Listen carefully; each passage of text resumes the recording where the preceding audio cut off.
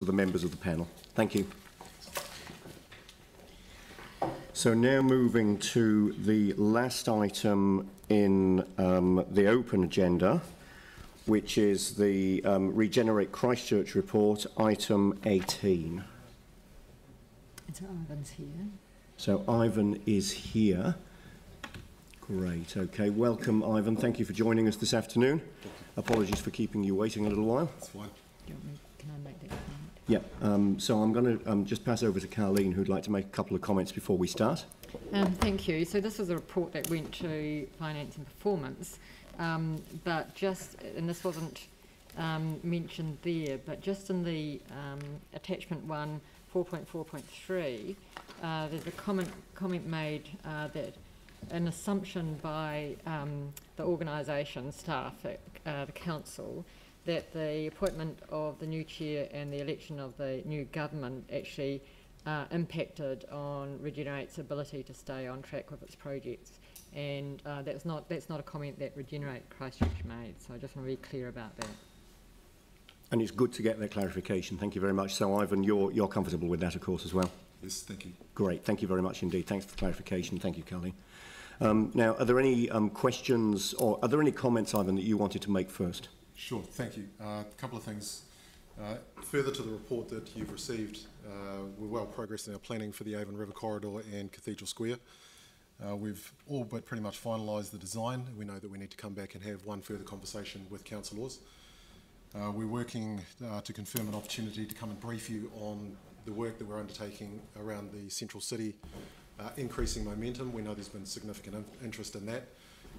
If possible, we'd like to come and brief you on that next week, but we're just working with your staff to be able to confirm a time. In terms of the Avon River Corridor, the board is considering the refined shortlist and will then come in and brief you. As well, we're looking at options for planting and tree nurseries. And it was great to see the area being used for the high school's Polyfest festival in the weekend. In terms of South Shore, we have been working with your staff and with Environment Canterbury. We're on track to complete a technical baseline by the end of March, which will form the basis for community engagement starting in May. And we're expecting to receive an engagement plan from the HOW team, which is a community-led initiative, by the end of this month. As you know, we submitted the proposal for Redcliffs to the Minister, proposing to use the Act to change the designation for the school. That's currently with the Minister, and the Minister's decided to seek public comment. And we understand that the Council is doing work at the moment considering the opportunity to use Section 71 powers of the Act to advance a opportunity by Canterbury Sports Limited. And our board were briefed on that and are looking forward to receiving that as early as possible. Thank you very much. So the committee adopted the staff recommendation without change. Raf, were there any comments that you wanted to make as committee chair on this one? No, I mean the only question we had really was around the budget and whether, I mean it looked like there could be some budget savings made, and I don't know if you've got any update on that. So at the moment we're preparing the statement of performance expectations for the 18-19 financial year. And as part of that, we're reviewing the budget for the, I guess, the 5-year lifetime of Regenerate Christchurch. Whilst there's been some delays and deferrals of projects at this moment, certainly when we've done the replanning across the full year period, the funds are required to carry forward and move with those projects. So while we're planning a forecast underspend this year, for next year those funds are assigned to those other projects. Okay. Great, thank you. So questions? Dion, Phil? Dion. I've asked this information outside of after the committee, I suppose. It relates to the Central City budget, because in this report it still says $1.9 million year-to-date actual, but when I asked the question it ended up in the media saying it was only $800,000. I want to get explicitly why there's that difference, because when we see the budgets here and we get told something else, I just want to know why. Yeah, no, that's fine. The way that we report through to Council through the Performance Committee is on the basis of output. So we have two outputs. One is residential red zone and the other is regeneration planning. The way that we report outputs is that all costs for the entire organisation have to end up in those two pots. And so that has a lot of overheads in relation to staff costs, board, accommodation, building, IT and all those sorts of things. So we have directly spent $855,000 on Cathedral Square and surrounds, but when we wrap that up into an output, that's why it shows at the 1.9 million, because we have to allocate the overheads to the organisation to specific projects, in much the same way that council does with their group of activity pages. So it's very similar. So are those outputs that you're talking about, are they specifically related to the Cathedral Square and surrounds, or could they be, are they wrapped up into other parts of the organisation? They're much wider. So regeneration planning includes Central City, and so as a part of that, that's Central City Momentum, it's Central City 4 Avenues, it's Cathedral Square and surrounds, but it also includes New Brighton, other regeneration areas like Cranford and anything else that may come up. So, I mean, personally, and I don't know if this is something that we can do for a bit of improvement, but it would be nice to know exactly the specific budget for that project, because otherwise it does raise a lot of questions for the media, obviously, who are looking at this sort of stuff, but it's, you know, separated out a little bit more potentially. look, and that's our preference. When we report to our board, we report at a project level for the same reason, because once you throw the overheads and the allocations into it, it becomes a little bit more or less meaningless. So we would welcome an opportunity to report to council in a similar way by projects which do make slightly more sense against the budgets. Yeah, so happy to work with council staff around that. Thank you. Phil. Look, thank you for your report and for the clear information. And like clearly though, there's still this reference to the delays, and between the lines, it's pretty clear in the way that you need to work with others collaboratively, and that's all part of the processes. But I'm just wondering, do you have a plan as to how to speed up some of those processes so in fact these things are delivered more on time? Absolutely. So across several of the two of the key projects, so Cathedral Square and surrounds and Avon River Corridor, we're interrogating the remainder of the program to see where we can accelerate momentum in those areas. We've provided some advice to the board, which the board is currently considering, which will look at how we can crunch down some of those timeframes.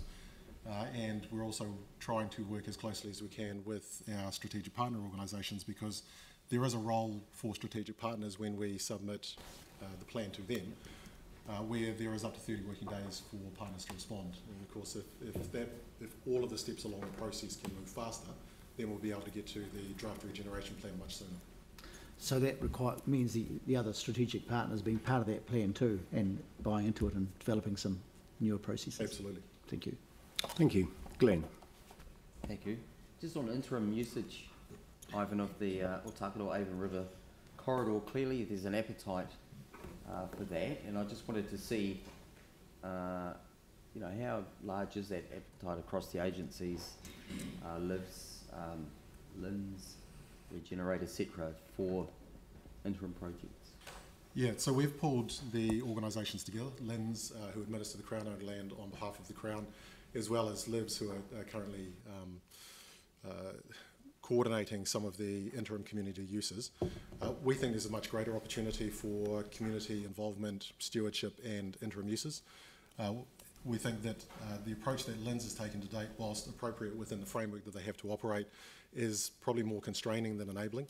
And we think there's a greater range of opportunities, as well as the opportunity to consider longer term arrangements, which are under the current arrangement, as I understand it, are somewhat limited to a 2-year period. And so we're working with them at the moment, and we'll be providing some advice to the Minister who makes the ultimate decision to look at providing some more flexibility and options for interim uses.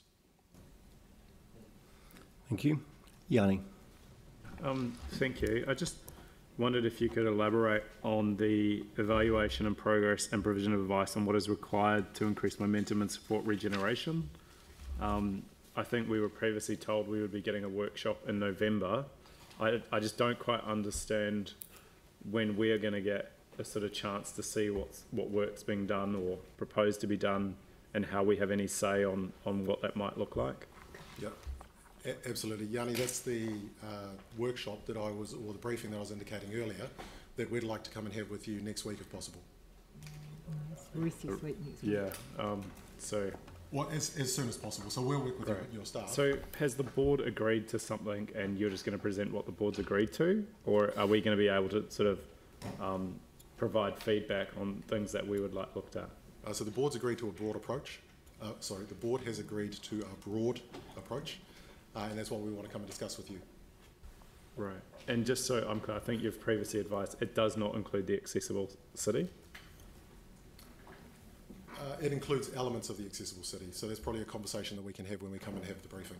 Yeah, let's have the briefing as soon as we can fit it in, Yep. so that we can get that detail at that time. I just wonder how we can get better alignment. Like, we've just had a report to council about the accessible city, and which says to keep doing it, and then we've got this review that's happening, in a week or next week where we're getting a workshop, and it'd be like there must be a smarter way where we can work together, so that we're not duplicating efforts in a different direction. Absolutely agree, Yanni. So in initiating this work, I was in contact with each of the chief executive organisations within the regeneration ecosystem. We've been meeting with them over the last week and this week to understand the work that they're currently undertaking, because the last thing that we want to do is duplicate work, but we need to understand where the alignment is in terms of the work that's currently underway. So just in regards to that specific project, are we likely to be in a position before we sign off on our draft LTP to have concluded that work, so that any information or advice can be taken on board in terms of the projects that we're either funding or not funding?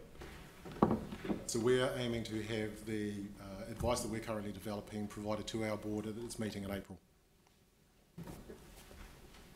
Cool. So definitely with us before the end of June. Subject to board approval, yes. Great. Great, thank you. Vicky. Just in terms of the planting that you said that was going to happen a wee bit quicker, what did you mean by that, Ivan? So we, based on all of the work that we've done to date, the community feedback, the technical analysis, all of the studies that we've done, indicate lean towards a strong ecological focus. And I think that's a very common sense approach in large areas of the red zone that was damaged. What we've been doing over recent weeks since the last conversation that we've had is exploring an opportunity that would enable that to be realised with some funding attached to it as well. And so we're getting close to landing that, and I'm as keen as anyone to be able to confirm that, and we hope to have that confirmed or in place by the end of this week, next week. Awesome.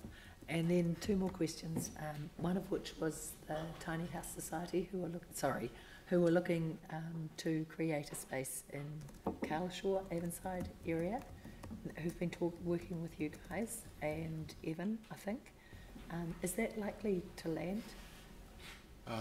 Tiny houses, adaptive housing, floating housing are all options that are being considered within the land use plan that we're currently developing. It's just a 5-year lease that they require from LINZ. As an interim use? Yes. Sorry, so that refers to the earlier comment that I made about the work that we're doing with LINZ. Yes, so at the moment I think you mentioned that they could have a 2-year lease, but they need a 5-year lease to make it financially viable. Absolutely, and I agree, and so we're aware of that, and that's what we're pushing through with LINZ. Okay, and then the third one, you recall that Rangi Marie from Te Pā o Rakai Hautu came to see you, yes. And that came up again yesterday at the joint meeting with Ngāi Tahu, and where is that at now? Yeah, so we have followed up and met subsequent to that discussion, I think at least twice, with Te Rangi Marie and other representatives from Te Pā to ensure that we accurately understand what their intentions are and what they'd like to achieve to determine how we might be able to accommodate such uses within a plan. So it's moving along. It's moving along. Okay. Okay. And it opens when? Okay, right. All good? All right, so I'm happy to move the recommendation. Raf's happy to second. No debate. All those in favour? Against? That's carried. Thank you very much indeed.